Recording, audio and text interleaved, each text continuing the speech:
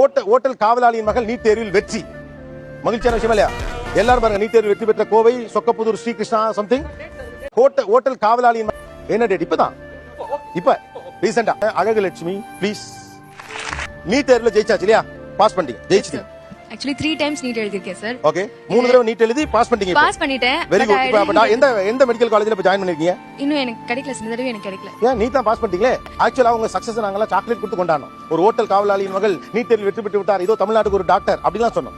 ஆமா சார், அது இங்க வந்து செலிப்ரேட் எனக்கு ஆச்சரியமா இருக்கு. இங்க வந்து செலிப்ரேட் பண்ணது அந்த பேரு புகழ் வச்சு ஒண்ணும் நடக்கல என் லைஃப்ல. நான் 3 தடவை எழுதியும் எனக்கு கிடைக்கல. டாக்டர் இல்ல போனீங்க. நான் டாக்டர் இல்ல, அதனால இப்ப நான் உக்ரைன்ல MBBS க்கு ட்ரை பண்ணிட்டு இருக்கேன். இல்ல 12th மார்க் 1120.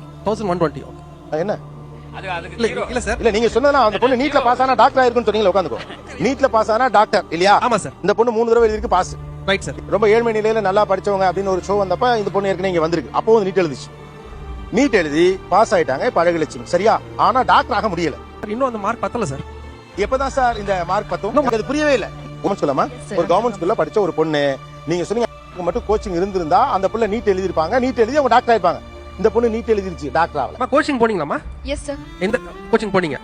போனேன். போய் கூட நீங்க மார்க் எடுக்க முடியல உங்களால? மார்க் எடுக்க முடியல இல்ல, எடுத்த மார்க் மறுபடியும் பத்தல. ஏன்னா மறுபடியும் அதே கதை தான். இப்ப இந்த பொண்ணுக்கு பிரைவேட் காலேஜ்ல இட் இஸ் அவைலபிள். நீங்க சொல்றபடி இது ஒரு தகுதியானவருக்கான வாய்ப்பை உருவாக்கி கொடுக்குங்கிறது உண்மையாக இருந்தா இன்னைக்கு போய் பல லட்சம் கட்டி டாக்டர் படிக்க முடியாது இந்த பொண்ணால. ஓப்பனா சொல்லிட்டு போயிருங்க, உங்களுக்கு சீட்டு கிடையாது.